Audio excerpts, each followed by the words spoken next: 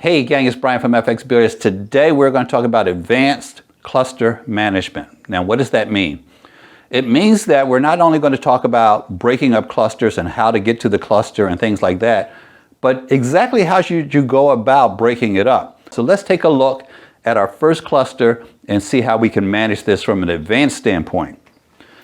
We are on the 14 and we have a slight angle that will actually get us over here. So I want to look at different scenarios and how they should be handled just for this cluster. There's about 5 or 6 different things that could happen. If we have a slight angle here that leads us to the cluster, that's fine. But one of the things you need to understand is we don't want to come into this cluster off of this rail. If we come off of the rail, what's going to happen is we will break them up because we're just going to touch them. We'll break them up, but we'll be on the wrong side of everything. If we get real lucky, we might have a shot on the 11 here, but we don't want to depend on luck to run out. So we're going to go into the cluster on this side. We don't want to come in here. We don't want to come in off the rail. We want to come in on this side. Now, why this side? Because we will then be shooting in that direction on both of those balls, where if we come in from this side, our cue ball is going to be over there, and we're going to have 0 shot at 0 balls. So we would just roll this out, come in, almost splitting the cluster, just like that. And now we have a shot where we can actually play the 11. I know a lot of you don't see it, but we're out from here because we make this off of 2 rails and get on this 12. The 12 puts us on the 15.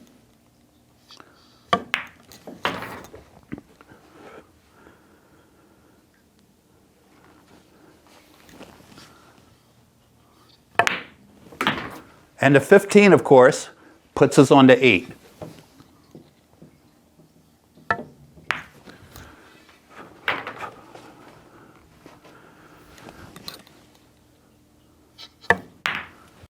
That's step 1, understanding which side of the cluster we want to hit. Let's look at another situation. What we have here is a classic 8-ball situation. The stripes only have 3 balls, but one of them is tied up with the 8 ball. We are shooting and we have the solids, the low balls as I like to call them.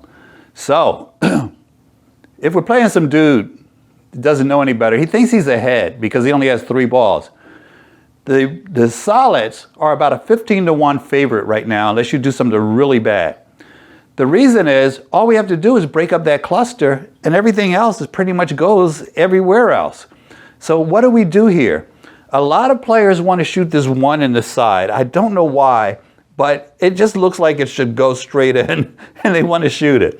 I'm not going that route because even though I can get to this cluster a lot of different ways, trust me, 3, 4 rails, all kinds of ways, inside English there, the best way to get there is off of this 1 ball. And why do I want to shoot that 1 in that side when it's connected to this cluster? I just need to be in the right place. So I play the 5 with a little bit of stun here, get on the 2 ball, and as long as I'm on this side of the 1, I'm going to have a shot at the cluster. So now I want to run into this 15. I'll put a little bit of high on this, but don't hit this too hard because you end up creating a situation where you can't get your 8 ball in because you cluster it up with something else. So we free up the 8. Even though those balls touched, you know what? That's still an out because the 8 passes after the 4, which of course we're going to make. So now I can stop this here and I have my choice. What do you want to do? 3 first or 6 first? We could even, I want you to think about this, guys, unrelated to this lesson. If I play the 4 now, then I can make the 8 from a lot more places. Because even though the 4 is a good key ball, I can only make it from certain spots. If I'm over here, it's very tough to make that 4 ball. So I eliminate all the places where I can't make the 4 from because the 8 goes from a lot of different spots.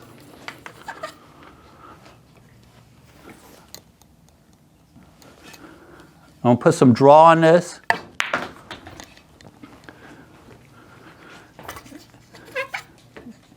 And now, unless this lands in my kitchen, I'm going to have position on the 8. I don't mean this kitchen. I mean the kitchen actually upstairs. So we are out because we saw that pattern that made sense.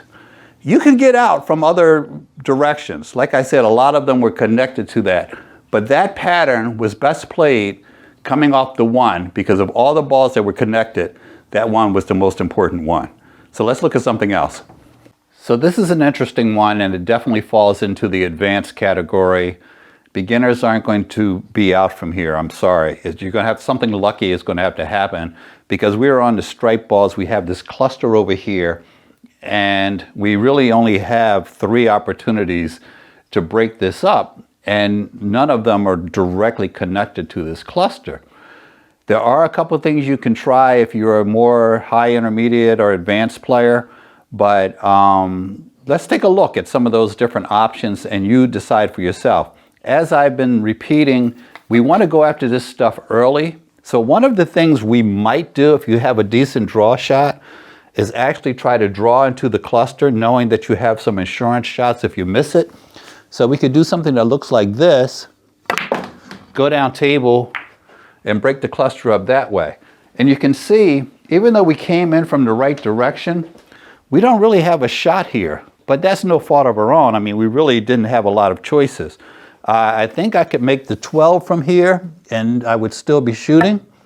So we make the 12 and yes, we're going to be out from here. But you can see how this could have gone badly. We simply tap into 13.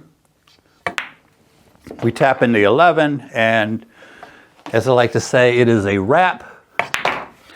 So we have a layup on the 8. Let's look at another option.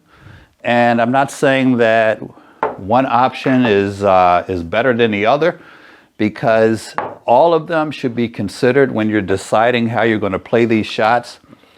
So this time we're going to see what we can do about, let's see, we had a ball just about like that. And a lot of it, guys, will depend on literally inches. If I'm too straight on that 12 to come down here and hit the cluster, I might have to try a different option.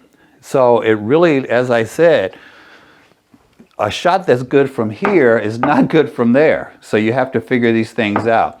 Another option which I really like, and it is really cool if you pull it off correctly, is to just shoot a little draw shot here, give yourself a back cut on this on the 10 ball, and now I can shoot off of 2 rails and come down here and break up the cluster.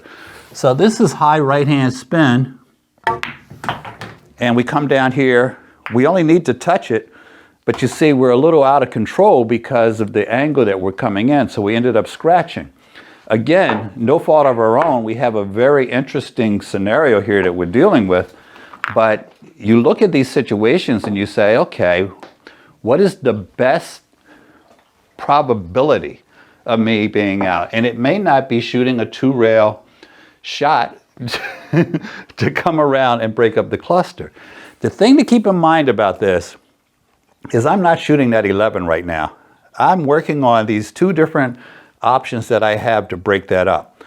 The reason the 11 is being left alone is because even with a bunch of right-hand spin, it's hard to get over there to break up that cluster of the 11 from where we are now.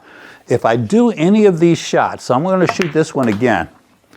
If I do any of these shots that might put me on this, so this is pure follow,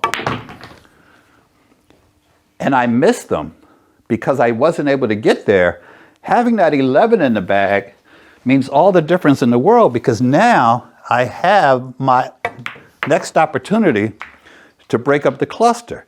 This is exactly why we go after these things early. It took me basically 3 chances to get here. And if we had messed with this 11 ball early, That's one less chance that we might have had. Here's the situation, we're playing 8-ball. We are on the solid balls, the low balls here. And we have a cluster here, a cluster there, a bank there, a bank there. A lot of you, be honest, you're taking those bank shots, aren't you? They are not going to do you any good. In fact, they're going to lead you towards a loss, very likely, because your opponent has 2 relatively easy shots down here. So if you don't make that bank shot and get on something, you're probably done. So what do? We look at this cluster, there's nothing good going here. Nothing leads to any pockets anywhere. We look at this cluster and we discover that the tangent on these 2 balls heads directly for the side pocket. So all we need to do is make contact with this 7 on this side. It's going to go into that side pocket and we get a bonus. The 4 ball is going to break these up for us. This is great. But before we shoot it, we say to our opponent, would you like to triple the bet? And he's not as smart as us, so he immediately says, okay. Now, anytime somebody wants to triple the bet in mid-game, he knows something you don't know. So say no. Now, we call the 7 here. I'm going to shoot this with just a little bit of stun because it's not quite straight into that pocket, so a little stun will push it forward. And now it's all net.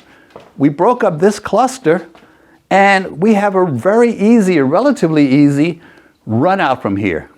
So look at these situations.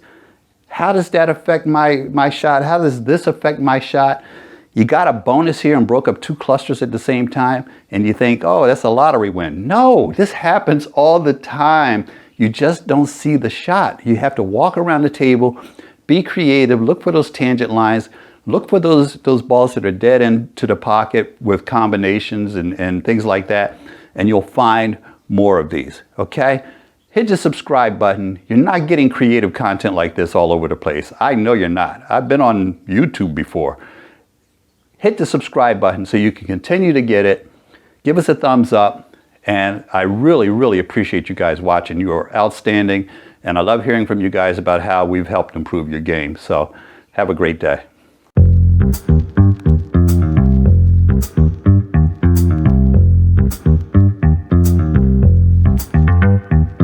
Wow.